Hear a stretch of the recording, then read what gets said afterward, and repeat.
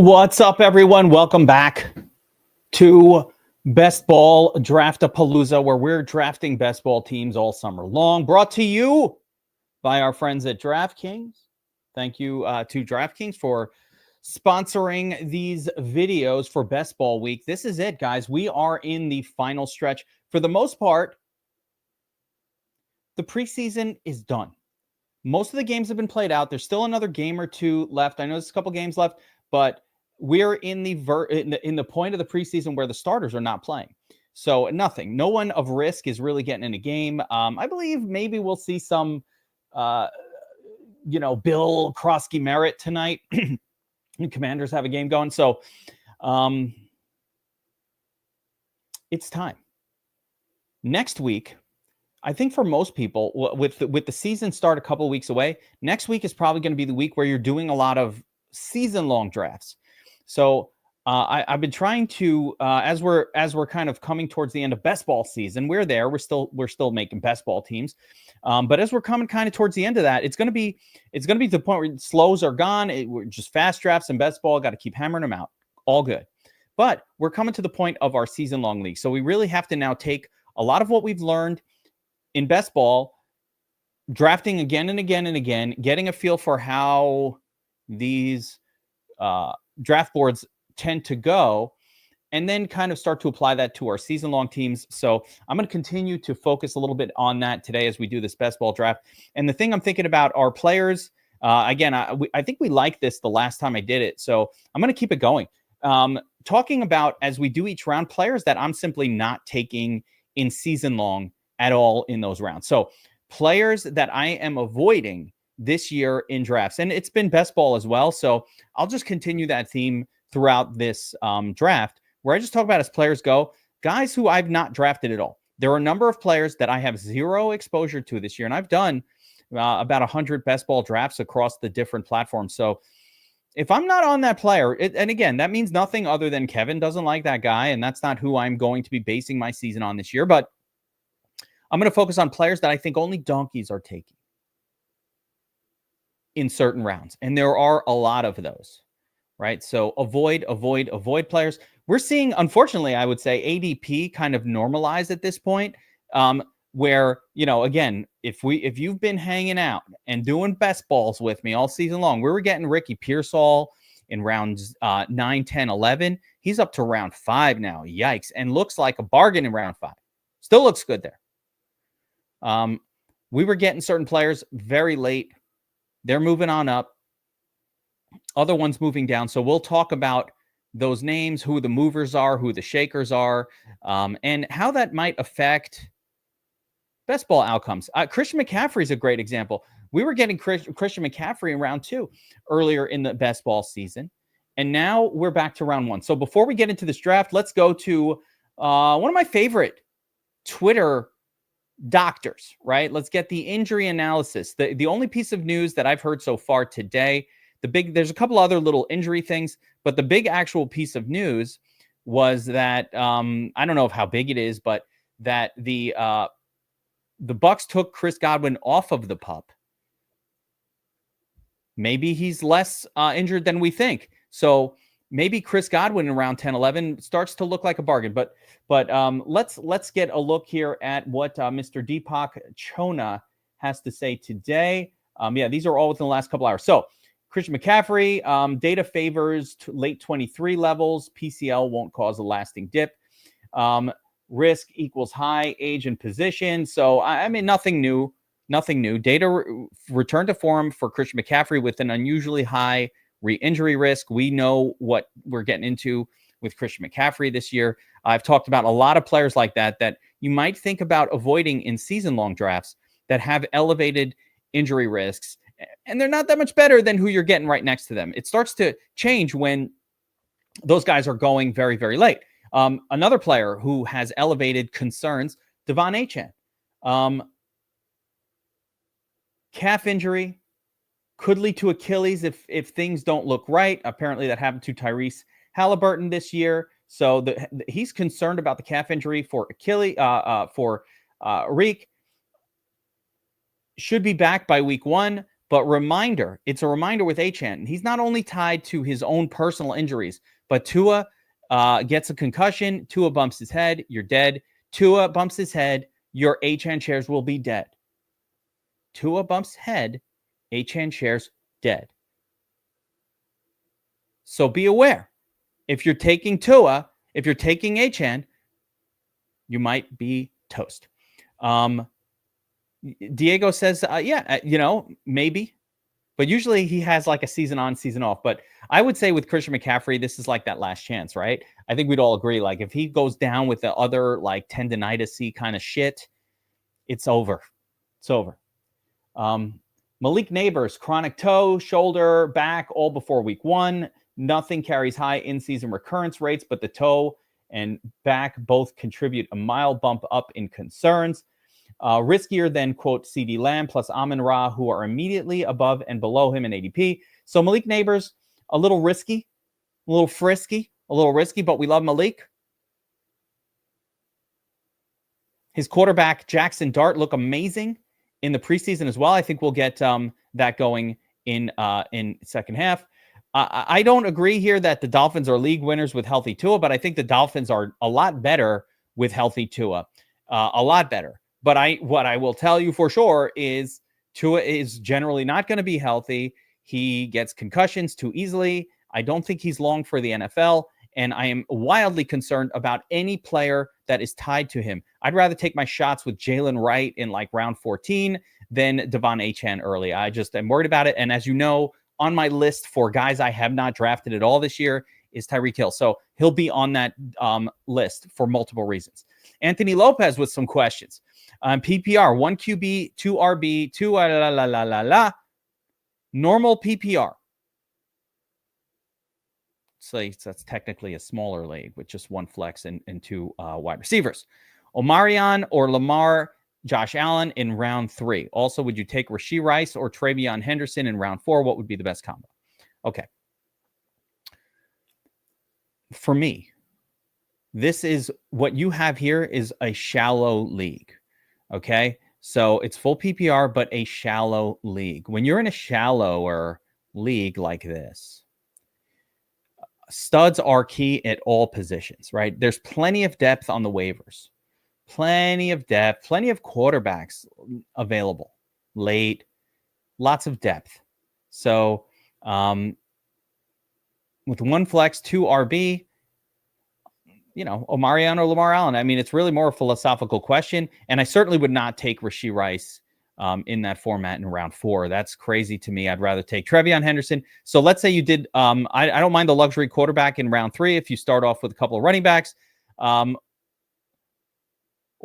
if you did 1 running back, 1 stud wide receiver, you go luxury QB, and then running back again. I think that's a good way to do it.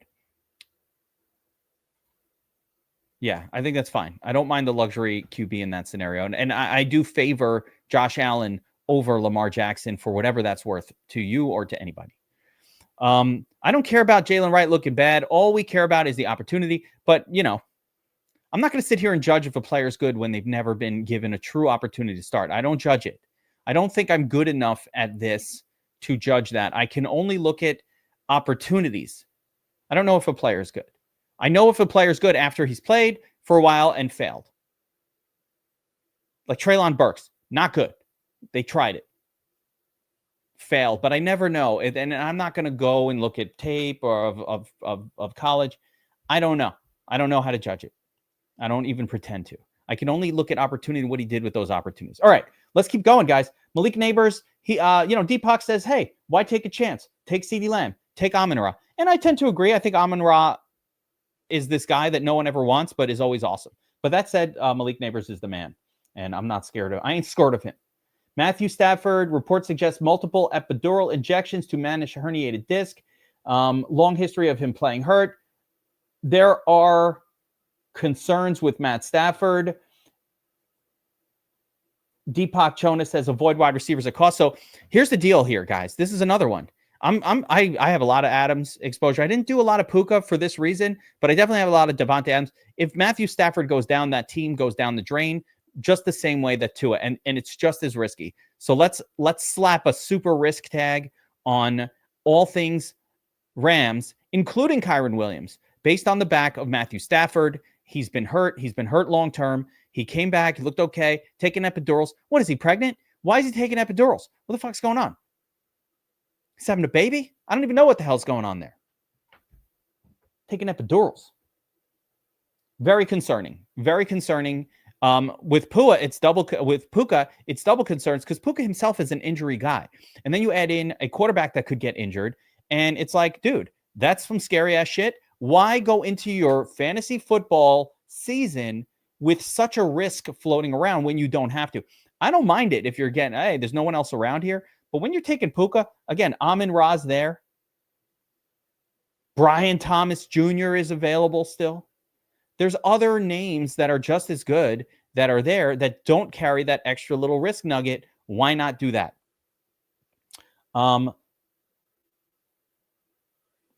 You get all the touchdown shares. Okay, so it's okay to laugh. Thanks for hanging out. Appreciate having you on the stream.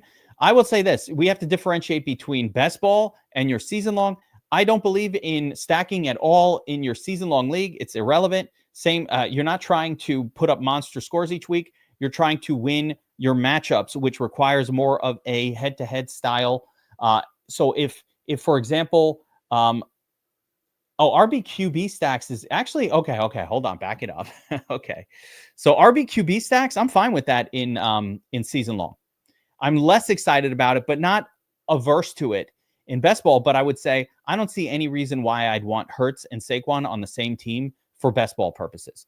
It does not work out well. Do I think Vele gets utilized in New Orleans? No. Unlikely. Mason Tipton. Interesting. Yeah, got to take on risk. That's what I'm saying. So again, if we're talking about best ball, I don't mind taking chances with Puka or any of this because we're going for a monster prize at the top. So I said this in a video earlier this season. People, I don't know if they understood it. It's all right. If McCaffrey gets hurt again, all right, that best ball entry is dead. You know what? I'd do enough GPPs in my 14-year DFS career to know that most of the lineups that you throw out there are just garbage anyway. They're not going to cash. So yeah, I was referring to season long in that conversation and just saying, hey, these risks are season long risks. So if we're taking what we've learned, we're all about to draft season long teams. Martin, I hope you are too, right? Like it's that time of year. This is when your buddies are getting together. We're having a draft, right? Going to the bar, going to Buffalo Wild Wings or your local pub. You're getting the chalkboard going. Might do a live draft at the local pub. You're probably not doing that. I've done it many times, but you probably or you're getting together, Sunday night at 10 for the draft with your buddies. I don't take chances in those type of leagues. I want to win them. I feel that when I'm going into a season-long league, a bunch of people, that it is mine for the taking. And so I don't want to introduce unnecessary risk to those leagues. Yeah. I hear you. And by the way, Martin Tamaro, I do like managed leagues, like one or two. I'm in a lot of dynasty leagues, which require less management because you're just not really adding a lot of players in season. But I agree with you. In my perfect world, as I started to add a lot of leagues, most of them are now just best ball because I don't have the time in season, especially someone who's very, very hyper-focused on DFS, to spend a lot of time wiggle-dicking around with my waivers and all these teams. And I can't find them. It's too many teams. Yeah. Now, not just my season-long rankings, Diego. I want you to utilize what you've learned in just watching these streams, hanging out, and what I'm going to taste today, which are players to avoid that I just don't draft, and I would not draft in season-long in particular. So we're going to talk about a lot of that through today's draft. But let's see what Deepak Chona has to say about some other spots here. AJ Brown, again, talk about a guy I have no exposure to. 0. Maybe one share. I think it's 0 of AJ Brown. I don't think he belongs as a second-round pick. AJ Brown is not consistent enough as a fantasy producer to give me what I need for my second-round pick. For my second-round pick, I need consistent production every single week. Not A.J. Brown, 40 points one week, 9 points the next, 36 one week, 7 points the next. Not that that's so terrible, but I'm not into that in my season long because those bad weeks cost me a loss, and I don't like that. And sometimes the good weeks happen and you don't win. Kenny Walker, this one's a big one. Foot soreness, limited practice participation. No indication of week one concern, but teams aren't always honest, and we think competing with Charbonnet is a high priority if totally healthy. I'm concerned about Walker, not necessarily for the injury stuff, but more so because the starter there is the backup is really good. And when you have a really good backup, sometimes things just get weird, right? So I don't like it. I don't have any shares of Kenny Walker this season, not a one. But we'll talk about that during the draft. But that is one of those guys I just have not gotten any exposure to. Tyreek Hill, this one's always interesting. Played through, I mean, some of the stuff hasn't really changed. I've seen these updates already, but oblique strain, should play week one. Is he washed? We don't know. Again, Tyreek Hill is one of those spots where he goes in the draft, for me, it just doesn't make sense. I'd rather take a less risky guy in the same spot. So he goes still way too high for my taste. Top of round 3. And the top of round 3, like, Garrett Wilson's there, Jackson Smith and Jigba's there. There's so many other names that are floating around that are wide receivers. T. Higgins is there. Why do I need this guy? I'll take one of those other guys. Right? Tyreek Hill. Okay, let's say he starts off great. And then again, Tua gets hurt. And then you're like, wow, he's got so many roadblocks in his way that I don't like. Isaiah Pacheco. Young players with his pre-injury production typically do see a return to pre-injury levels 12 months later. So should be fine. All right, this one is one of the ones I've been waiting for. It's the only one that he did. Joe Mixon, minimal info release, but we do know he was seen in a boot, then advanced to a brace. Extensive foot ankle history, which dramatically raises risk. Reported plan equal reassess in the next 2 weeks, but most RBs unlikely today to play without practice. So week one, probably no Mixon. Where it goes from there, unclear.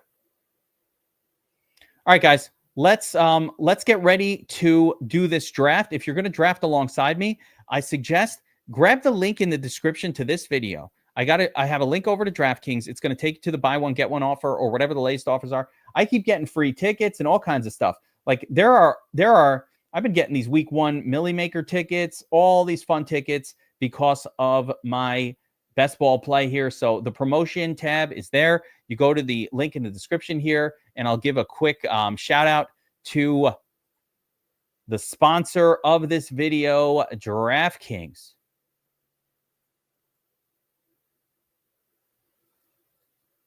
Guys, fantasy football season is right around the corner, and there's no better way to lock in your fantasy dominance early than with Best Ball on DraftKings, where you draft once and ride your roster all season long. Right now, DraftKings is giving all customers a can't-miss offer. Draft one, get one. Enter a lineup in the $15 million Best Ball contest for just $20, and you'll score another Best Ball ticket to play for free for a share of $15 million, giving you a second shot to win big. We're going to play it right now. Draft your team once. No management required. Win big. The whole season.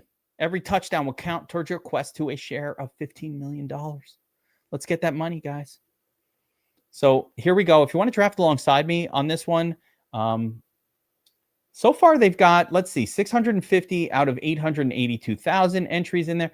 Almost 900,000 entries. You are not touching the money in this contest unless you do something unique. You do something different. You find a low-owned gem in the last few rounds. If you were taking Krosky, Jacory, Bill Krosky Merritt earlier this season in the last couple of rounds, you're probably looking pretty good right now.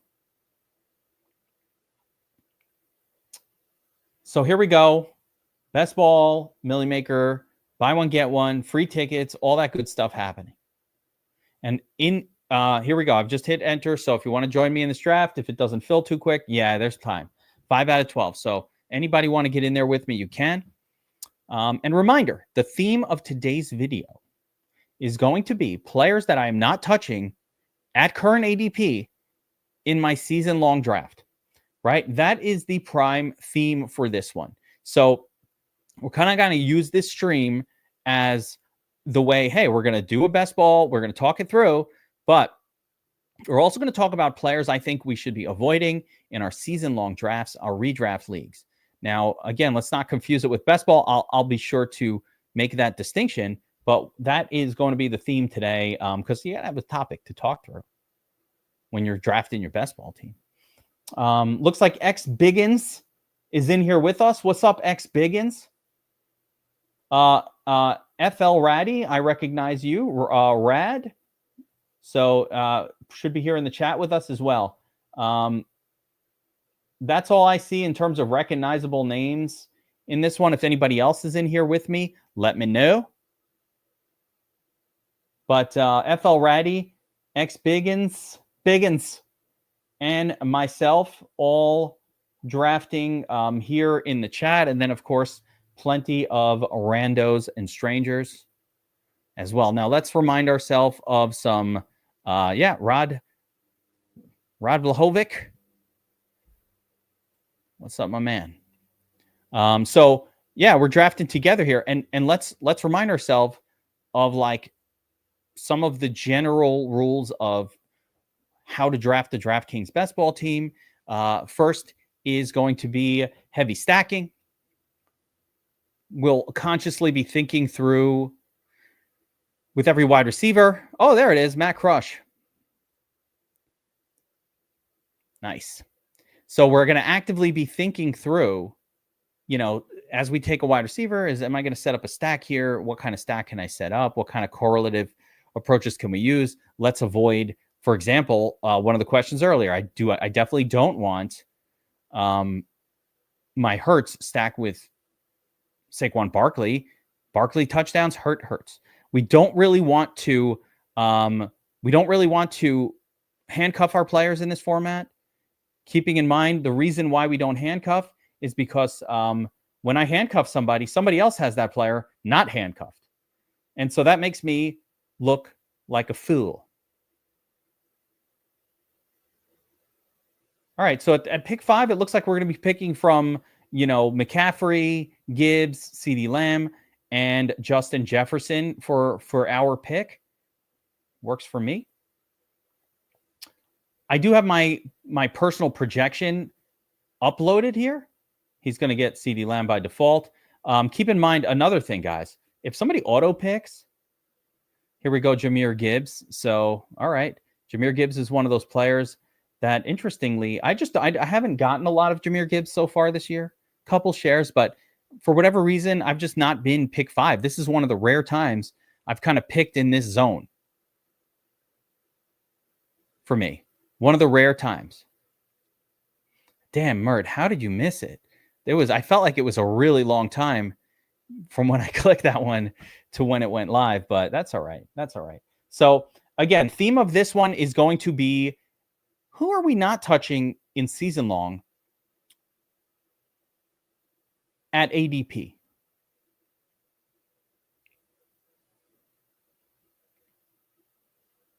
Martin, damn. All right. Well, we'll get him next time. We still have another Best Ball Draftapalooza stream set up for tomorrow.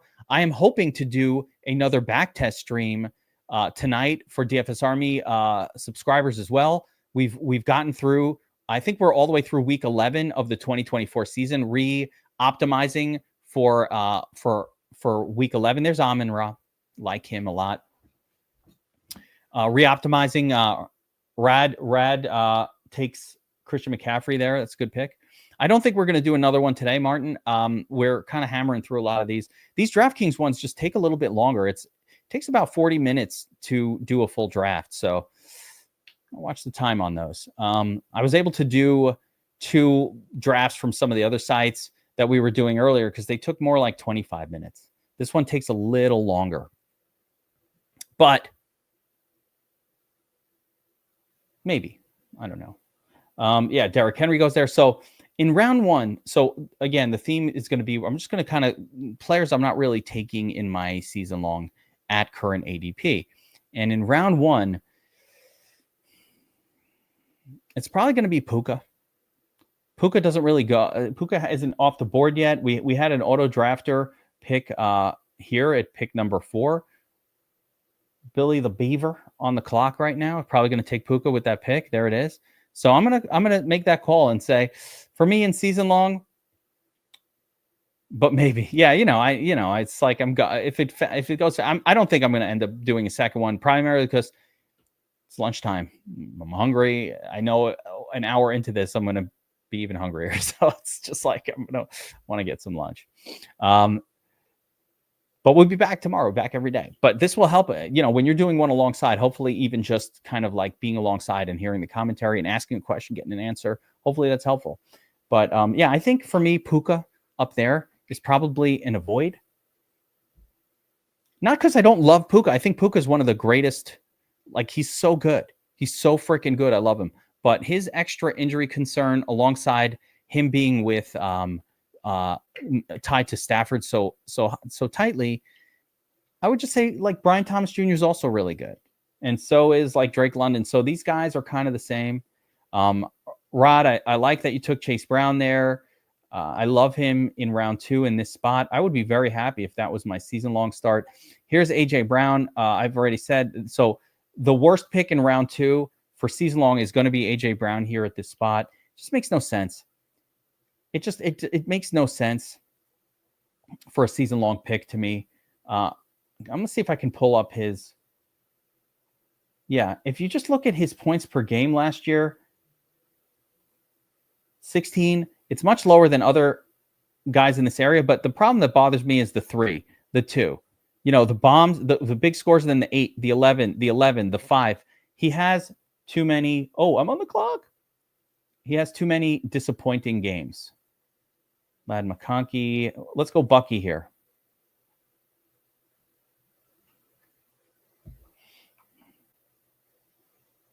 Yeah, Rad, I'm happy with your start. I like that. CMC, and you can't go wrong starting with McCaffrey and Chase Brown. That is just a strong start. I'd say Jefferson and Achane are really good. This guy, all for the sweat, does appear to be auto-drafting. So I would say, next man up, probably looking at Jonathan Taylor.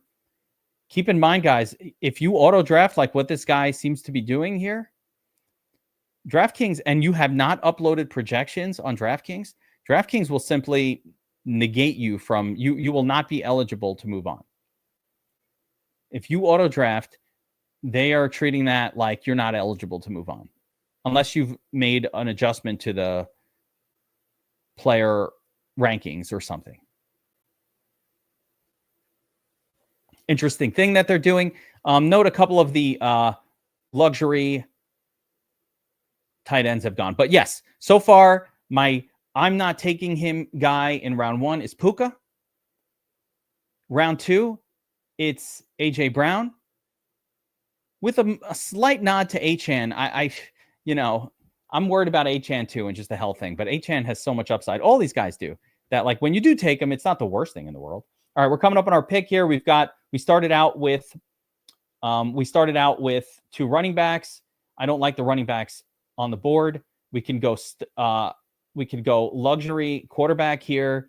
It's a little too soon for Kittle. We can go either luxury quarterback or, I'm not touching these running backs. So it would be wide receiver, Jackson Smith and Jigba, or Lamar. Let's go Lamar.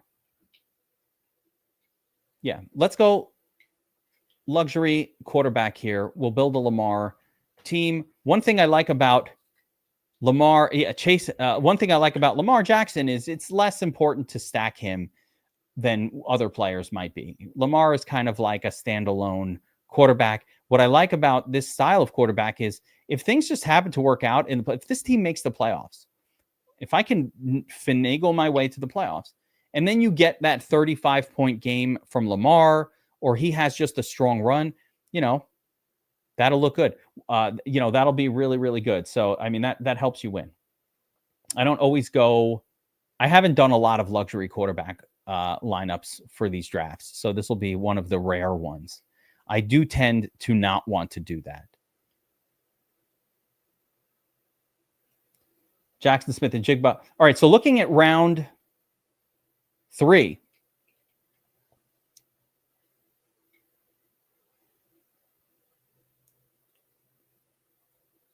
Normally it's Tyreek Hill, who's my I don't draft this guy name for round 3.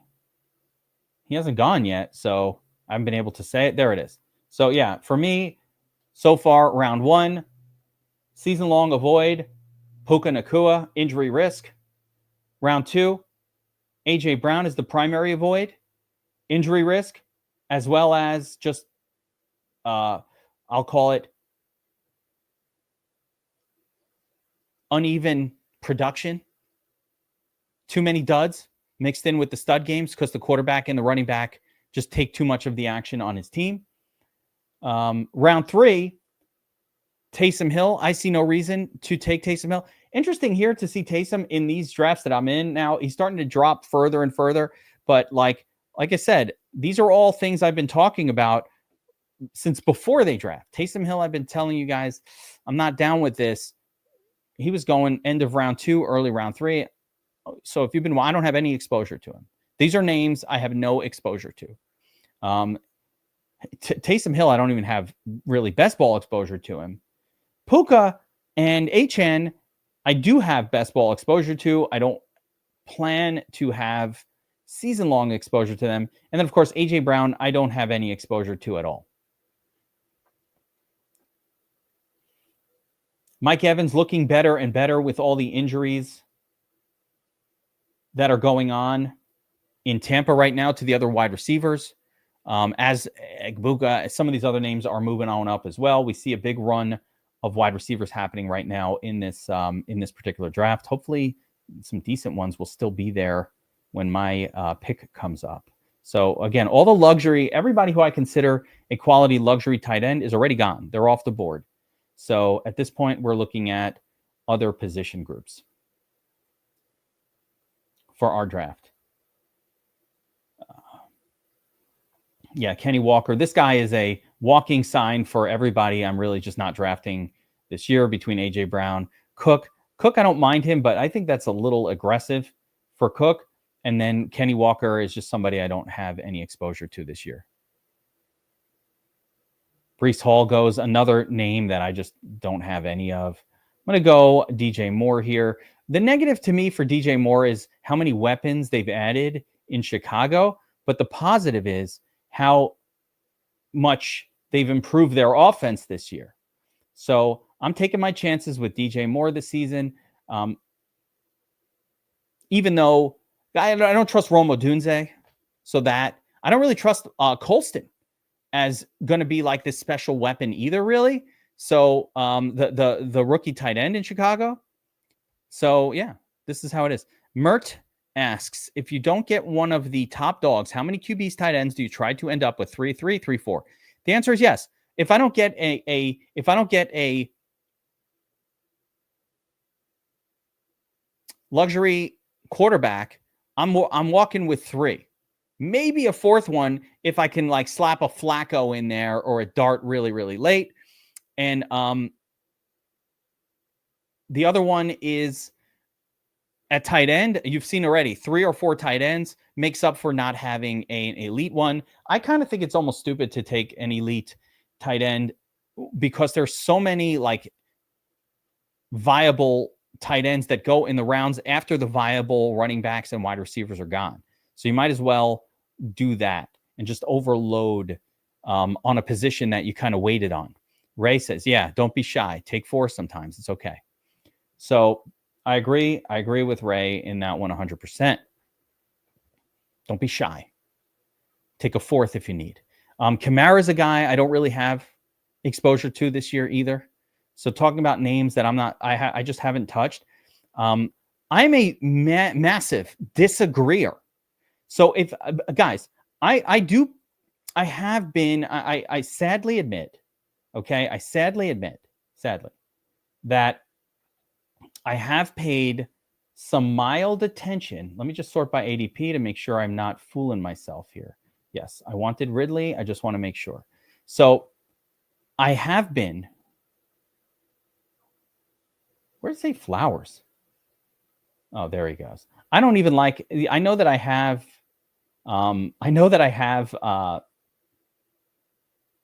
Lamar on my team. I still don't really like Zay Flowers that much. Not an exciting player. I don't think he's the kind of guy like he to me is one of the worst picks in his round. So again, getting back to it, I've watched a lot of. I'm starting to see these videos popping up on YouTube, and it's always like some guy, and they always start with like some bullshit about last year. I told you to avoid this guy or that guy, and it was right. And then it's always like some bullshit, and then they're like, and so you better listen to me. And this year, and then like what they say are things like, I really love Olave. He's the only game in town for the Saints. You like that voice I do? That's my enemy fantasy football analyst voice. I really like Olave here. Dude, what the fuck are you talking about? If you're listening to people who want to push you onto players that are playing for dog shit teams, that are concussion risk, like Olave, what are the risks with Olave? Oh, I don't know. That he gets concussed at a Tua Tagovailoa level. That's one. Two, that his quarterback is Spencer Rattler. If teams aren't going to score a lot of touchdowns because the quarterback is dog shit, the players don't score well. You know how I know this? Because I do projections, okay? And when we project a player, the first thing we look at is the team total. And then we try to figure out, okay, where are the targets and the touchdowns coming from? But the first thing you look at is the team total. When you have teams that the total is always low, they don't score a lot of touchdowns. I don't understand. This is a simple game. It's a simple game that seems complex, but it's simple. So when you listen to somebody who says, use players from dog shit teams that aren't going to score a lot of touchdowns, and then you tack on the fact that those players are concussion, risk, injury all the time, why? Why would you take that? Why would you take a player like that? Why would you listen to somebody who recommends that? So the reason I went through that whole fucking rant is because Kamara is one of those guys. Kamara's great, fine. He's a really talented guy. He's going to have good games this year. But in the end, his team is shit. He's going to fade. He's old. And when the team just kind of gives up on the season, which they will, it's going to fuck you. And that's going to be at the most important time of year when you're trying to make the playoffs in these best ball leagues or in your season long during the playoffs. So I don't take guys like that. I'd rather have Chuba Hubbard. I'd even rather have James Conner. I'd rather have RJ Harvey. All of these guys that go after Kamara, to me, are a better pick, primarily because Kamara plays for a shitty team. They're going to be the worst team in the NFL this year. There's no one on that team that's any good. It's just a dog shit. Sorry, New Orleans. Your team sucks. They're doing it on purpose. By the way, let me take it to another level higher. I believe the Saints are doing it on purpose. I believe they are purposefully coming into this season. That's right. I'm making a statement.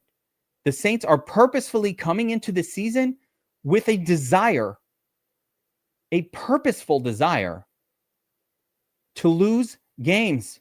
That's right. They want Arch Manning. They're tanking. They feel it's their destiny. They are tanking that team on purpose. I don't want players from that team. And as a matter of fact, the only name that interests me on the Saints is Rashid Shaheed. The only name. Maybe a tight end, just because. And yes, Jordan Grace likely's out for a long period of time, though. I'm not I don't know what the injury status is of Likely, but yeah, Likely or Rashad Bateman, I'll grab like that, those kind of things. Maybe a Justice Hill or Keaton Mitchell. I'll get a little bit of correlative going with Lamar, but nothing else. No, Dixon, they want to. No, why would they do that? He's a veteran. When your team sucks, let me ask you a question. Run him into the ground. Oh, fuck this guy. That's not how the real world works. What the real world works is we're losing games. We suck.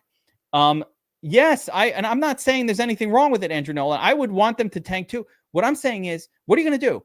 Run the veteran out there for 35 touches? No, you got Kendry Miller. You got some other guys. You want to see what they have. When the season goes to shit, you don't run the veteran into they're not even trying to win. They want to lose. They're going to sit him. They want to lose. Even Andrew Nolan is here and he's saying, I'm a Saints fan And yes, this is what we are doing. We don't want to win a game this year. We want the team to suck so we can get a Manning brother on our team. I don't blame you. I don't fucking blame you. I want a Manning brother on my team too. Like, are you serious? I'll take a Manning brother. All right, I got to make a big decision here. Tyrone Tracy or Juwan Jennings, guys. I've got 3 wide receivers. Oh, 2 running backs only. I do love the song about Tyrone. You better call Tyrone. I'm doing it. Call him. Now, I just went on a rant about using players from shitty teams that are not good. And then I took Tyrone Tracy. So look, when you believe me, I don't know. Does the NFL have an anti-tanking protocol like the NBA? No, it does not. They're openly tanking. And that's what I keep saying. New Orleans, stay the fuck away. Now, why could I take Tyrone Tracy? So you got it exactly backwards. It's the veteran that suffers the most. It's the veteran, not the young player. And I like Neighbors, Andrew Nolan. I have no issue with Neighbors. Neighbors elite talent. Neighbors is possibly, he might be just as good in terms of talent as Jamar Chase. I don't think that there's a separation there. So he's so freaking good that I don't care about anything else. And the thing about Neighbors is, even though, again, player on a shitty team, he's going to get all the targets. Ray, I need you to tell me, when the hell am I taking Krosky Merritt? I want to do it. The double cuff, I'm cool with it. But except where? I don't even know where to take Krosky Merritt. My problem is Bill Merritt was being taken in like round 18 the whole time, and now I got to take him around 12. I feel like I'm at a disadvantage against other people who took him later. I feel like I'm at a disadvantage, and I appreciate the hit and the like button, Dixon Sider. Appreciate it. Billy the Beaver. What about Rashee Rice? It's so crazy. Josh Downs hasn't practiced in a while. Keep an eye on that. Keep it in mind. I need to know when Krosky Merritt is even somebody like going off the board. When his ADP has not adjusted. I can't even find it. Yeah, his ADP was 130. Okay, so now it's up to 130. So I'm just going to assume I'm going to put him on the I'm going to keep an eye on him. I need to raise him up in my personal rankings. Yeah, 9th, 10th. It looks like around 120, 130 now. So do we know? Let me ask you guys in the chat, what the fuck is going on? I need to get like Sislowski on the phone. What is going on with this Krosky Merritt stuff? And this is another thing. I feel like I have not built enough Bengals super stacks. I got to keep going with that. But the Krosky Merritt thing, like, is he the starter? Chris Rodriguez? Robinson Jr.? Why do they hate him so much? What is going on with the Commanders? I don't know. That one's confusing for me. Came out of nowhere. It's highly unusual. And the unusual nature of it is messing me up. It's just unusual. All right, we don't have a tight end. This is about where we can maybe take a tight end. And I think Mark Andrews is who I'm going to take. I'll pair him up with Lamar, get my stack going. We're at pick number 92, so we're at exactly the Mark Andrews point. I'll take him. No, Brian Robinson is not that bad. And by the way, the whole thing about him not being able to catch a pass is so bizarre. This guy was a wide receiver in college. They shifted him to tight end. Maybe they shifted him to running back because he couldn't catch a pass. I don't know.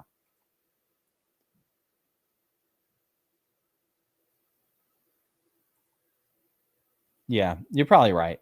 At this point, maybe don't let it hurt us too much or scare you off too much is the right way to think about it.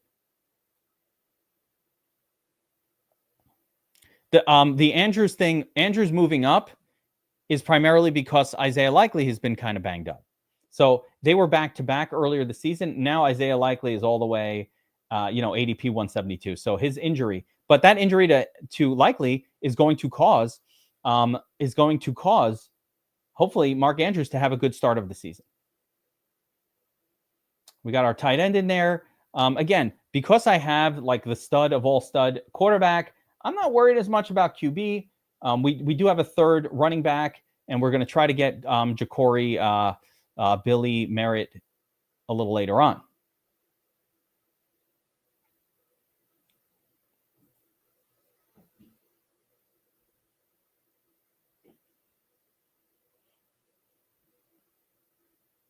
Down goes Downs. Yeah, Higbee is underpriced, by the way. Higbee is usually available at the very, very last pick.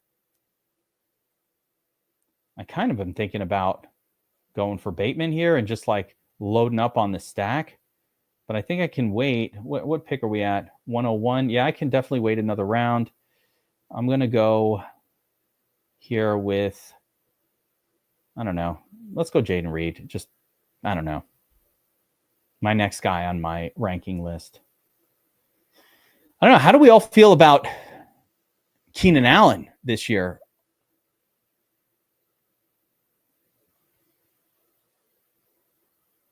On this note, I do think you can probably get away with two tight ends, but I would argue on the other side of this, Jordan Grace, that there's just a lot of tight end. Like in the last couple rounds, still might want to add some tight ends. Reed is like the classic. Reed for me is the classic only for best ball guy. I hate him in season long. Undraftable because his downs are very down, but he will pop for a big game every once in a while. It's like a really good best ball player, but not somebody I want outside of best ball. Let's get back to that theme real quick. I'm going to run through some of these. Let me see how long I have until my next pick. Oof, it goes so fast. It's hard to really do a theme when you have this speed happening. Does it make sense to prioritize receiving upside? Of course. Yeah. But I mean, we already have them prioritized like that, Uncle Cheese. That's already kind of reflected in. But yes, definitely. This is DraftKings. There's full PPR format. And if they catch a pass, that's better. Keenan Allen will have more. If he does that he will be an absolute smash at his current ADP. I was getting him in the last. Well, listen, if you go back, you guys have been with me all season. In the early part, like before he went to that team, we were taking him in the last couple of rounds, saying at some point, if he signs with a team, we'll have all these shares at 17, 18 round, and everybody else is going to have to pay higher. So literally, we predicted it, and it came true. It came true. We talked this through. This was not new. We talked about it. And it happened. So already, if you've been drafting with us all through best ball season here at Draftpalooza, we were getting Keenan Allen in those late rounds. Yeah, Keenan Allen went to San Diego. Dix Insider, you're still years behind. He was in Chicago the last 2 years. Then he was no team, and now he went back to San Diego. Uncle Cheese, anything you do to build some uniqueness into a 900,000 entry contest is already a win. Already a win. You've won already just by even thinking that way. You have to constantly be thinking about, what can I do a little bit different? What can I do that makes my approach more unique than someone else's? We've got 3 running backs, 4 wide receivers, 1 tight end, 1 quarterback. I have so much Trey Benson exposure. It should be illegal at this point.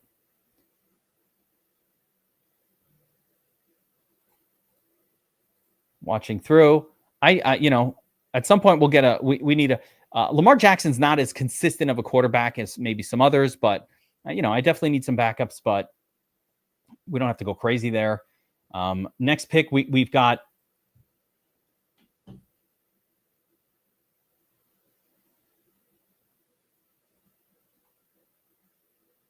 let's see, Bateman. It seems like the Bateman spot, guys. I do have Lamar. I don't know how I could turn it down. So now we've built a little bit of correlation. We got Bateman, Andrews, Lamar, might get Isaiah Likely a little bit later on. And yes, I have like an insane amount of Trey Benson. Either that works or it doesn't. Quick recap, though. We said round 1, redraft avoids. Puka. Round 2, it's A.J. Brown. Round 3, we're avoiding Taysom Hill. Ready to talk through the whys. Round 4, Breece Hall. Don't like Breece Hall. Round 5, it's Alvin Kamara or Zay Flowers. Don't have any exposure to those guys. Let's see where we're at. Okay, once again, 3 running. This is the Krusky Merritt. Wait, Jacory, where are you? Where is he? He's gone. Gone. He went ahead of his ADP. Already gone. And I'm feeling strong. I can't sing this victory song because he's already gone.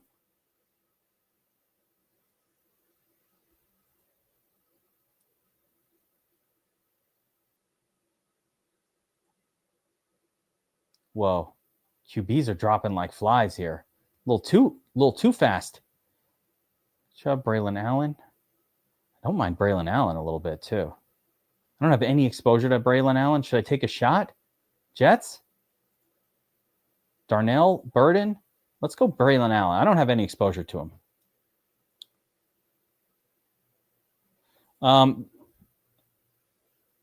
Thoughts on Dart? I think he's going to be starting by week 6 or 7, and he looks pretty good. So I don't mind taking him in the last rounds of this at all. I also think Daniel Jones could lead teams to victory with some big scores. Yeah, Rodriguez. All right, so Rodriguez should have a... Man, I feel like I missed out on Rodriguez, but his ADP 206, so we have a ways to wait for him. But there was a chance to get Rodriguez in like all my dynasty leagues, and I kind of blew it. I was like, fuck that guy. And then I looked up in my dynasty leagues, and he was being snapped up everywhere, and I was like, maybe I shouldn't have said that. Yeah, I did it, and I took him. There we go. Weirdly, I've been avoiding Hall and Braylon Allen because I kind of think they're all like just splitting. But yeah, I think Danny Jones, listen, I thought he was going to win this $1 million last year. Took a couple shots. We will be taking our shots on Daniel Jones and GPP only this time. As I think I took some cash shots last year or some kind of like heavier exposures last year than I should have. Guys, going through the back test season, one of the things we do is we look at the notes from the week, right? So what is back testing? We're going back, reliving the whole 2024 season. And the first thing I do is I'll look at, all right, what happened? I look at the notes for the week. I look at the ownerships, and we're trying to kind of like work that out. Okay, what were we thinking this week, right? Look at the notes. We had a lot of good notes last year. Had the JAMO week. I call him Jamo because we're jamming with Jamo, but been told, got to say Jamo. Well, I'm not changing. But we had the Jamo Winston week at the right time. Nailed a lot of really, really good calls. Pearsall. But it's fun to kind of relive the season and where did we go wrong. There was a week last year where Taysom Hill started to get a little chalky, wound up putting up a 40. Imagine that. You didn't have Taysom Hill, you didn't win. And that same week, Brock Bowers put up a 36.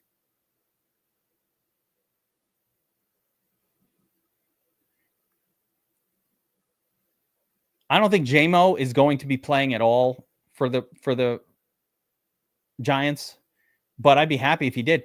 If I'm a fantasy football scoring fan, which I am, JMO is the quarterback I want. No matter what I'm looking at, what team, whatever, I always want JMO. JMO's my guy. I'm going to get my QB2 here if I can. I think. Let's see the ADPs. ADP is really important to always sort by, even though I have my rankings here. I got to get that sort going. I can just see kind of who is likely to go in the next few picks. We do need more tight end talent on this team. I could use another quarterback as well. There goes Brandon Ayuk. Let's see what's been going here. Yeah, the quarterbacks kind of went in the previous round, but there's one pretty good one left here, and that's Trevor Lawrence. So I'll just grab T-Law. I could have taken Cam Ward more for the stack, but, because I have Ridley already, but I really don't care. I just want, this is more just a backup for Lamar.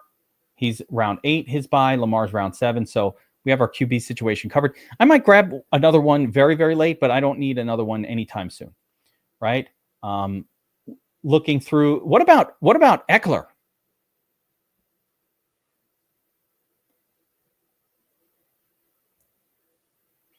Yeah, I already, guys, week 1, I'll have a fresh week 1 first look video next week. We did a really really early one a couple weeks ago that's floating here on the DFS Army YouTube channel, so you can check it out. Week 1, both DraftKings and FanDuel. We got those breakdowns, lots of values, but we've learned so much more since then. The values are really popping. How much am I taking into account? Very minimally. I'm just looking at position groups and making sure that they don't overlap too much. Everybody loves Bobby Wow. I got you. Of course. So, not just Bobby Wow. Shark Lab, the Millie Maker Specialist Burns, Josiah. The whole crew will be back on Tournament Tactics on Fridays, of course, at 5. That is our premier sort of flagship program.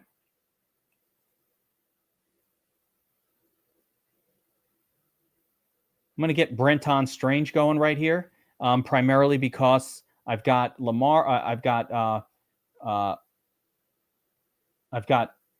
to stack Lawrence with someone, so we'll get Brenton Strange going. Josiah the MILF Slayer. That's right. So that show will be back on Fridays at 5 here on the DFS Army YouTube channel. I think what we're going to do for week 1 is maybe next week, like the full week before the season starts, we might just do a refresher show talking a little bit of our strategy for attacking tournaments. And then the proper show on the actual Friday, although there's football on Friday night. So we'll have to see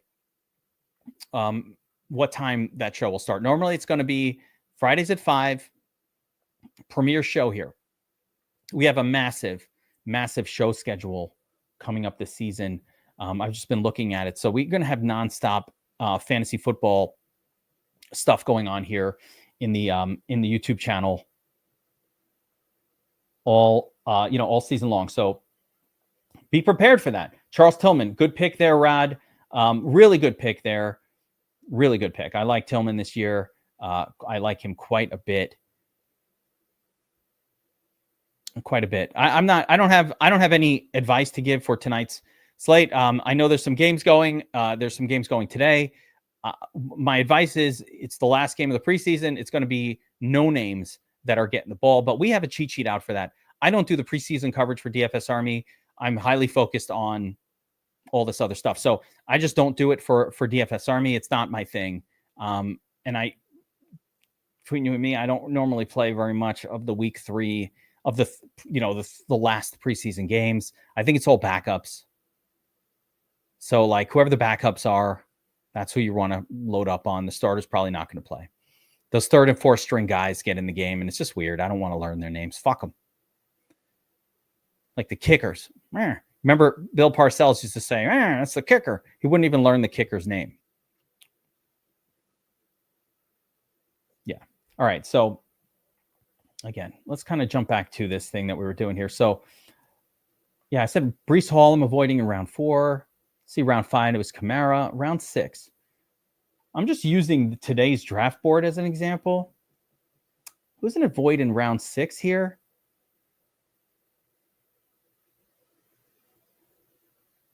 I need to be looking at where the draft is at while I'm doing these. Oh, it's so hard. I can't see it. Oh, there we go. Okay, so here we go. We'll just keep an eye on that. All right, so round 7. I don't really have as many avoids as we start to get this late into the draft. I like a lot of these picks, but maybe Olave there. Still maybe a little too aggressive on Olave. Khalil Shakir here, not somebody I'm going to have much exposure to this year. I kind of am interested in Cooper Kupp, though. Travis Etienne is somebody I don't have any exposure to. So these are all names. Flip side, I love Keon Coleman. I have extra exposure to him. There is Krosky Merritt, man, round 9 point, pick 9.7. And then the next guy says, fuck you, and he takes Brian Robinson Jr. I mean, look at this battle going on. That's about it. Beyond the first few rounds, when we're talking season-long, guys, when we're talking season-long fantasy football, specifically, once we get out of about round 10, I spend the rest of my draft just picking up backup running backs for the most part. There it is. Andrew Nolan getting all the freebies. That's what I've been talking about. I'm talking about this all year. It's freebies.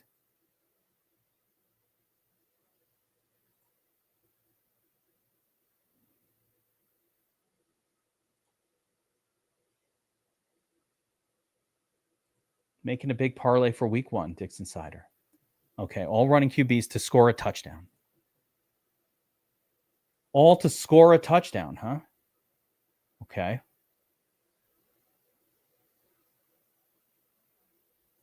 So if I think about the running QBs and which one can put in a tutty, I need to. Oh, there we go. Isaiah Likely, we got the stack. Let's go. Stack it up. I'll take an all Baltimore stack. Fucking into the playoffs. Let's go. All right.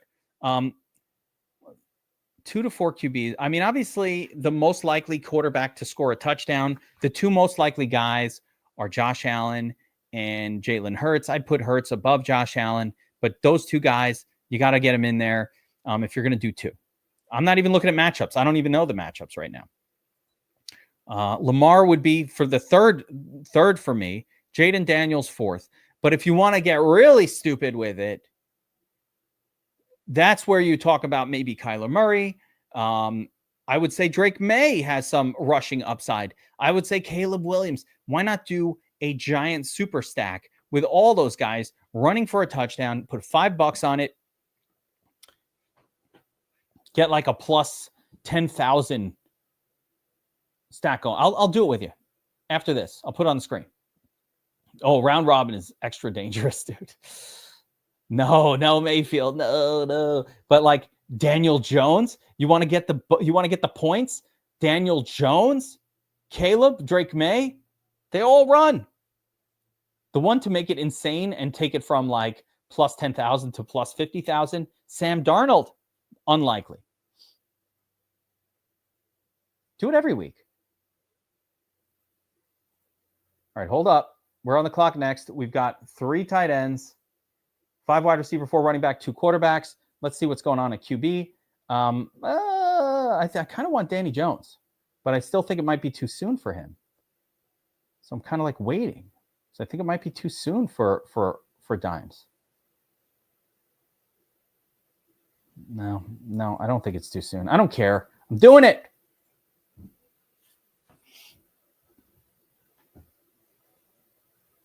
Doing it. And you're not stupid. He will. If he stays healthy and he can run.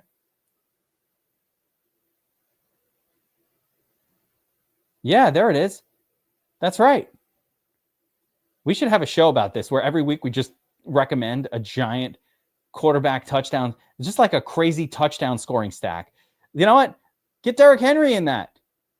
Let's get some running backs going. Who's San Francisco's RB2? It's going to start as Isaac Guerrero, but Guerrero is as injury prone as any player. And then, is this my Chris Rodriguez spot? Guerrero is as injury prone as anybody. So it ends up being this guy, John James, something like that. A rookie they picked up in the 7th round that, the 49ers always plop some 7th round rando running back in there and he's fine. Yeah. So Andrew Nolan, listen, those names, if they start falling crazy, I'm fine with it. Jordan Mason, I think, is going too high compared to his specific outlook, unless Aaron Jones gets hurt. So I do have Jordan Mason. Am I high on him? I'm not going to say I'm high on him because there's no way that Jordan Mason just supplants Aaron Jones. It's going to be a split. He needs an injury. I don't mind plopping him on my bench, but I'm not starting him. Yeah, it is take your guy season. That's right. Take it from a winner. Jordan James. There we go. Yeah, Jordan James is the other guy. So they take a late round pick. That'll be your next man up. And Garendo gets hurt. I'd rather, you got to have some Jordan James. Garendo gets hurt. I'm not taking, I'll put it this way. I'm not sitting Jordan James on my season-long fantasy bench because I'll just pick him up after the injuries happen. Like, he'll be free. That's not a name I'm bench stashing in season-long. He'll be free because there's two ahead of him. Garendo will be ahead of him. But again, Garendo has never stayed healthy. He's already currently hurt. There it is. So he gets hurt all the time. Garendo, by the way, has great metrics, but he was hurt all throughout college too. Like, this guy has a history of always being hurt. That's why he is what he is, right? That's why he's going this late.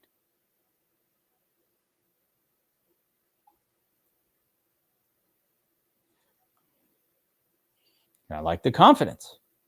CMC, notice, was not on my do not draft list. I don't mind. I'll take the shot. I'd rather take the shot with Christian McCaffrey and his injury history than I would with Puka.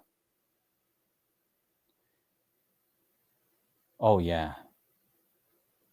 Waivers is key.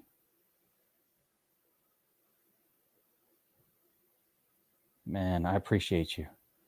Talk about appreciation and giving me my heart a smile. That's what you just did for me. So I thank you. I thank you for that. And especially the choice of words here. I really appreciate that. Choke me up a little bit. So I really try to be humble like that. Chris Rodriguez or Keaton Mitchell, guys? Ugh. I'm doing it for you, Chris Rodriguez, but I could have done Keaton Mitchell there, Ray Zanny. Could have done Keaton Mitchell. Maybe I'll take him in the next round.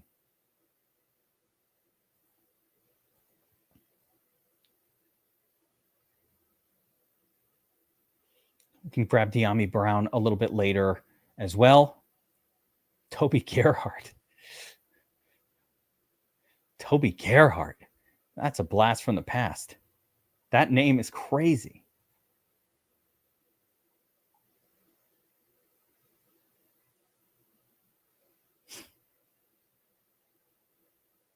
Hell yeah.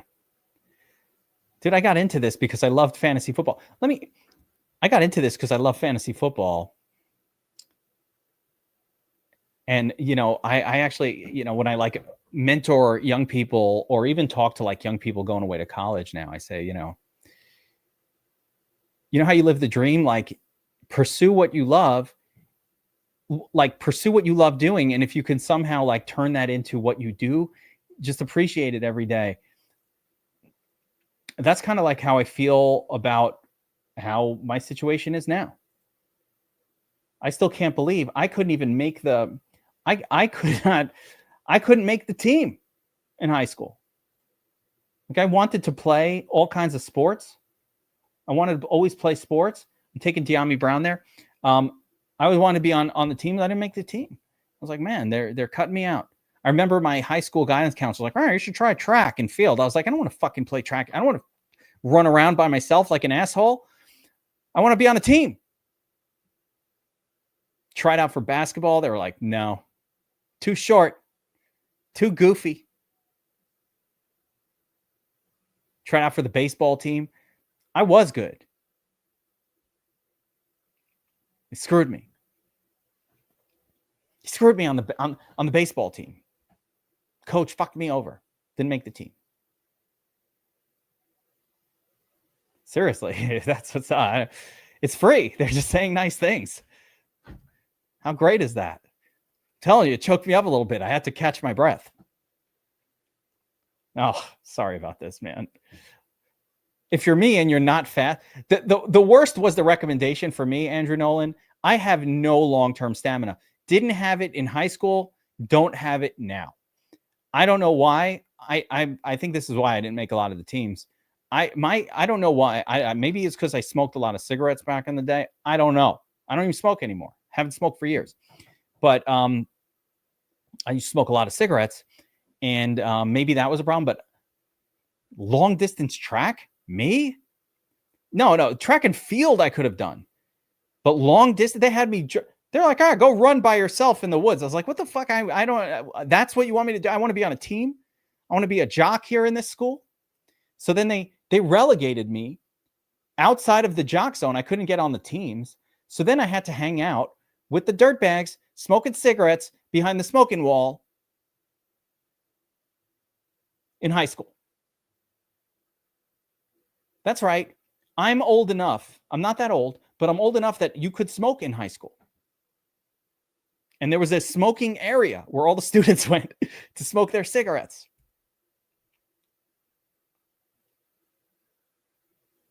They're like, yeah, you go with the dirtbags, cigarette smokers.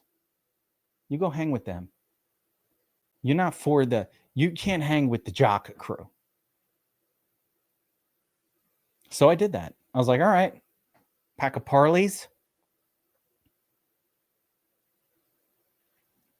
What year? I graduated high school in 94. And you could still smoke a cigarette at school. They had a special area for you to go to smoke. And by the way, you'd be hanging out in the smoking area with the teachers too. They'd be like, same group, 98. Yeah, so it's not that different. This was the best era though.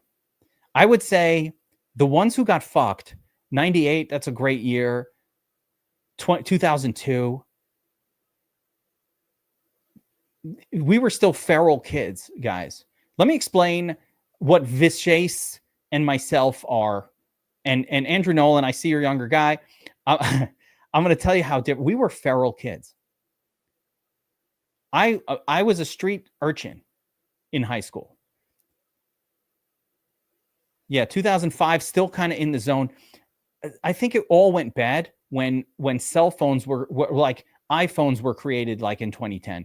I think that's when shit started to go downhill. But we were feral. And by feral, I mean we were children of the streets.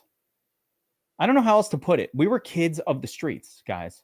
We belonged. Wow, Gasecki's still on the board here, second to last round. What is going on with this draft? Yeah, my parents, I don't know, one parent, by the way, everybody's parents were divorced. Okay, let's start there. This was the 90s. Your parents weren't together. That's number one. Number two, you had the news come on every night at 10 o'clock to tell your parents, hey, it's 10 o'clock. Do you know where your kids are? They had a fucking commercial because no one knew where their kids were. And they forgot that they had kids. We were just running around. Getting into trouble. I didn't come home on the weekend. I would leave. I would disappear on Friday. If I didn't show back up in my house until Monday or Sunday night, no one even noticed. In high school, I could be gone. I'd go out to all hours of the night. No one ever cared. Yeah, shit is different now, man. We were feral. We were out in the streets. Just running around like idiots. Getting into trouble. I'm trying to see if there's any correlative players here as I'm kind of looking down. Yeah, lower school. No, in high school mostly, but even mid school, like even when I was 12, 13, I didn't have anybody keeping an eye out. Like no one was paying attention to what we were up to. We're feral back then. There was no such thing as like, how many tight ends? We got 4, 6. I need wide receivers. Okay. Coker. Fine. Why is Odell Beckham being drafted? Like this guy opened his mouth that he's going to play a little bit, and now people are drafting him. What are they, crazy? So yeah, it was a different era. You could smoke cigarettes in your house. I was smoking cigarettes in the house. Like as a teenager. Actually, Bob Marley. I throw on Bob Marley greatest hits. Up to I throw on some Bob Marley.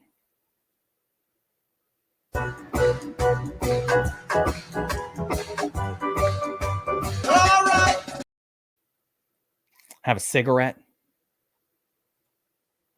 I don't know why I would do that, but I did. High school ends in the US. I think the same as you, Ash. You're in UK. You're 17/18 when high school ends. Yeah.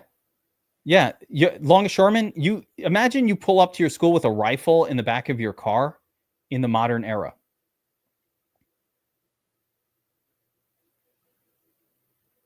You'd be in jail for like 10 years. Mass shooter coming. They used to have rifles. They used to have shooting classes. I hope ChatGPT. I do think, Andrew Dolan, you want to know what I think is coming for the world? I do think that androids and chatbots and all that shit are going to more and more replace relationships with real humans. I think the world is in for some weird times. And I think it's going to get really weird in the next 10 to 15 years. Yeah.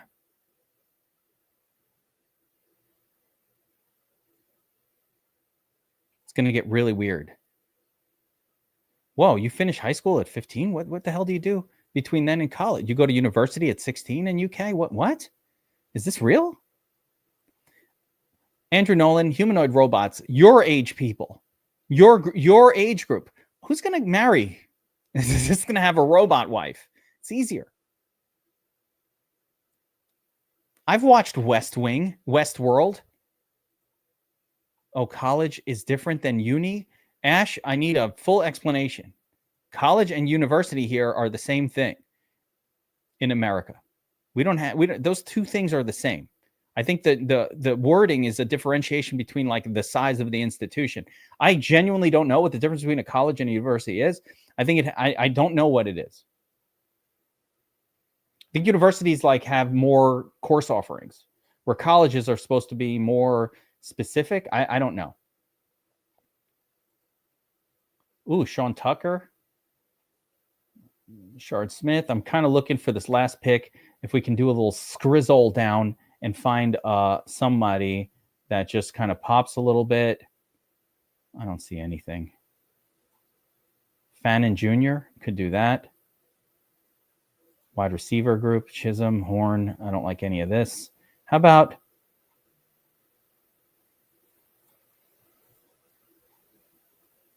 I'll do this Horn guy. I don't even know who that is. Colleges are private, universities are public. Did you just ChatGPT that? Did you know that? I want to know if you knew that without asking ChatGPT, because I did not.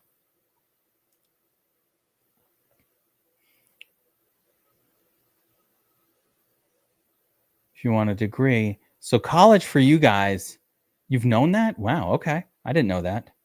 Went to private college initially. Interesting. College is private, university is public. I didn't know that. And Ash Larry, what you're calling college is just junior and senior year of high school in America. Okay, we have something called junior high school, and we just separate it differently.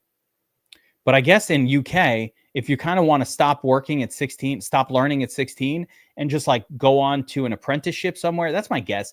UK is that old-fashioned society where my guess would be for that college thing, it could also be like welder college. Like at that point, you might just learn a trade. And that seems like what would go on in a place like England. Yes. Fucking nailed it. Figure out your damn society faster than you know your own society. Figure that shit out. Trade schools. I'm a big fan of trade school now, guys. I'm going to tell you all something. Let me drop some knowledge that has nothing to do with fantasy football for a second. If you're an 18-year-old, when I was 18, back in 94, and you didn't go to college, you were shamed for being a loser. Everything was about go to college, get an education, better yourself, get a good job. And it was true in a lot of ways in 1994, 98. You went to school, you got this degree, you came out, went to work somewhere. Now me, I got a job at Morgan Stanley. And I was like, this job sucks, right? I started working there. I was like, man, this job sucks. And then I started thinking, why did I get this job? Like, it wasn't the kind of job I wanted. I want to be an analyst, a big shot, this or that. Yes. You don't, now everybody has a degree. It does nothing for you.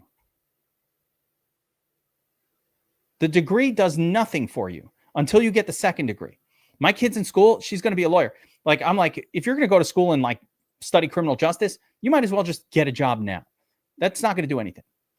You're going to be an attorney. Okay, fine. That's a professional degree that you can use. But if you're going to college now and you're just like, hey, I'm going to take liberal arts and get a communications degree, you might as well just start working, doing something else. You're never going to use that in your working life. And I certainly don't recommend taking loans out to get some stupid degree that you can't use.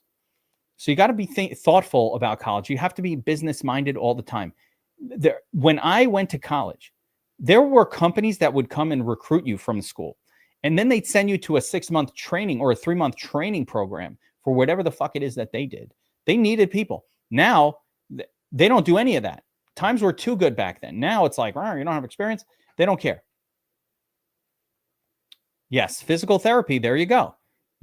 That's a business. You need that license in order to be a physical therapist. That's a great thing to do if you're going to college. But if you're not going to get a specific degree, a pharmacy, a lawyer, an accounting degree, accounting, some of these things are going to be replaced by AI. You know what won't be replaced by AI? A physical therapist. You'll always be needed. You'll always be needed. You might have an Android assistant, but you'll always be needed as a physical therapist. So that's a good thing to do if you're going to go away to college. Bill Castle didn't go to trade school, went to the Army. Hey, that's another career option. And by the way, thank you for your service. That's number one. Number two, we love Army here. We're fucking DFS Army. Our whole theme is appreciative of the military. Love Army. So hell yeah. Hoorah. Not hoorah. Sorry. Army. Something else. I don't know the words.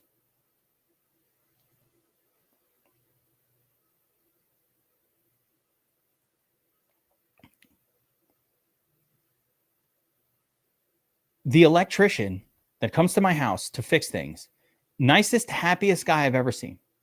I've never seen such a happy person. He shows up. He's like, yep, I love what I do. I enjoy electricity stuff. And also, you're paying me $250 an hour.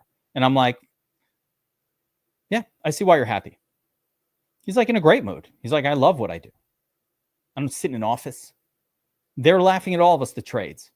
So what I was getting around to is, if you're not going to get a doctorate in physical therapy, I say get rid of the stigma of not going to college. There's not that much benefit to going to college if you don't learn to a specific degree. Now, that being said, if your parents are willing to pay for your college, then cool, might as well go, right? Who wants to start working? Enjoy yourself. I had the most fun I ever had in my life in my 4 years of college. I would not give it up for the world. Of course, I went to a New York State school. It cost very, very little. Chris Godwin falling to 130 because it's unclear when he is going to play. If he's going to play at all. It's unclear. So Godwin is going to go later because we don't know. They just took him off the PUP, but ankle injury, he might not play for 4, 5, 6 weeks to start the season. So in best ball, you might be out of it 6 weeks in, but if you get that hero riding in on the white horse later, I think it's fine. I think he's totally acceptable at 130. I had early picks of Godwin when I thought he was going to be just fine this year. Back in March and April, I was taking Godwin like way too high. So those lineups are probably dead. Government paying my school. I'm just saying, like, the stigma of not going to college. You were a loser in 94 if you didn't go to school. If you didn't go away to college, you were kind of like, loser. Now, you probably laughed at everybody. A lot of those people had a lot of success. Plumbers, electricians, trades, construction, whatever. I have a lot of friends who got into house flipping and shit like that back then. Didn't go to school. That's fine. That's a pure guess, Rad. We have no clue. I mean, I'm with you, though. I have no idea. With Godwin, it could be he doesn't play this year. It could be he's back week 3, week 4. I don't know. That's one of the biggest. To me, Godwin's one of the bigger mysteries. I think Brandon Ayuk is up there, fantasy football wise. Brandon Ayuk. We're talking about Ayuk maybe week 7, week 8. Who knows?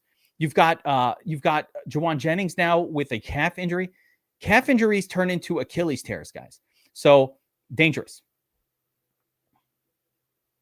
Calf injury, Achilles tear. There's a lot of danger in these injuries. A wise man, a very wise man who I listened to astutely in fantasy football, a very wise man once told me, don't draft injured players.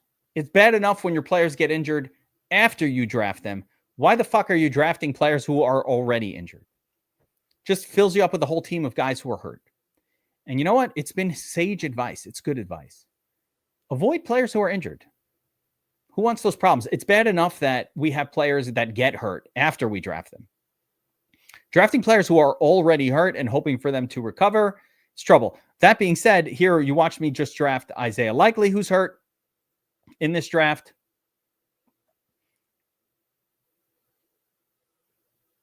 So, mea culpa. I don't always do as I say. Or say as I do.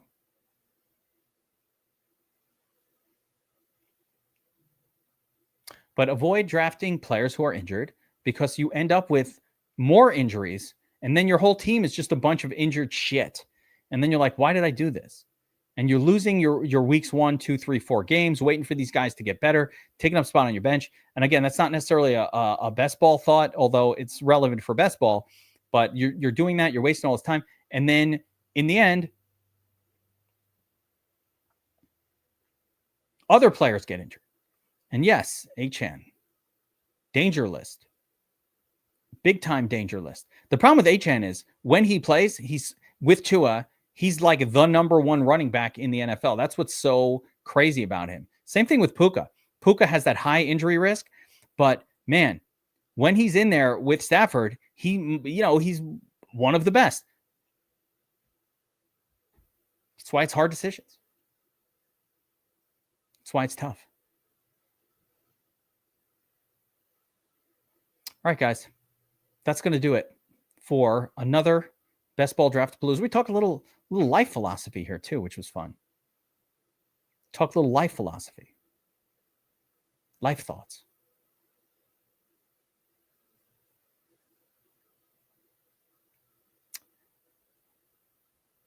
But best ball season's coming to a conclusion here, guys. This is best ball week. They're doing all the promos on DraftKings. It's coming to an end. We're about to get into draft season. Season-long draft season, which is next week. And then the week after that, it's DFS season. It's right around the corner, guys. DFS season. You want to do DFS with DFS Army this year? We have 2 deals going right now. And, either you're part of it or you're not. If you're not, hey, we're here on the YouTube channel. You'll watch videos and hang out publicly. But if you want to hang with us, 12 months, NFL, everything, all football. The full season, you get $50 off with code NFL25. So it's normally $299 for the year for all DFS, optimizer, projections, everything that we do. Players Club on the weekends. If you're an NFL subscriber, I have to remind you, every Saturday, we do a 2-hour stream, kind of like Best Ball Draft-A-Palooza, except it's NFL week, whatever, lineup build-a-palooza. Called the Players Club, where we build lineups for your 10x, your 20x multipliers, your small tournaments, like handcrafted, beautiful, well thought through lineups. We draft them together. Same as kind of like the feel of these streams. We do that, but for DFS, guys. And so it's promo code NFL25. It's right down here on the screen. And that does a 12-month Army and all NFL membership, full VIP for $250, 12 months for $250. You get the off-season stuff, Blue Moons, hanging out. Yes, you got to be part of the Discord. In the Discord, a lot of people don't I don't know Discord. I'm old. Discord, the only way we can relay information to you on Sunday morning, we're getting news. Taysom Hill, the starting running back for the Saints this week, which happened last year. He put up 40 points. We're getting news at the last second. It's even more critical for sports that aren't football, like basketball. I don't know how you could play basketball without the Army Discord. But again, 12-month membership for NFL is $250. If you want to add in college football, which starts this weekend, and we do college football right, it's hard to cover. Projections are hard to create. Injuries are difficult to find out. We have a team researching all of this stuff. It's a very expensive sport for us to produce content for. So if you want to include college football, that is called the all football plan. And I think it's normally $350. And so it goes down to $300 for the year with the code NFL25. And if you want to hang with us for the whole season, not just NFL, but full VIP, all the sports that we do, MMA, NASCAR, PGA, college football, esports, League of Legends, NFL, NBA, MLB, NHL, PGA, everything. That's called VIP monthly. VIP monthly, it's a different code, NFL 2025, and that is a 50% off code for VIP monthly. Make sure to check that out. Big thanks to our sponsor, DraftKings, sponsoring Best Ball Week, Best Ball Month, and Best Ball Season. I appreciate you guys there. Obviously, if you haven't taken advantage of the buy one, get one, take advantage of it. DraftKings wants to fill this giant contest, and it looks like they're going to do it. They're making a splash in the best ball space. So we appreciate the sponsorship from DraftKings. Guys, I will see you all tomorrow to close out Best Ball Week. Draftapalooza action. Take care, everybody. Appreciate everybody hanging out. As always, Blue Moon's up.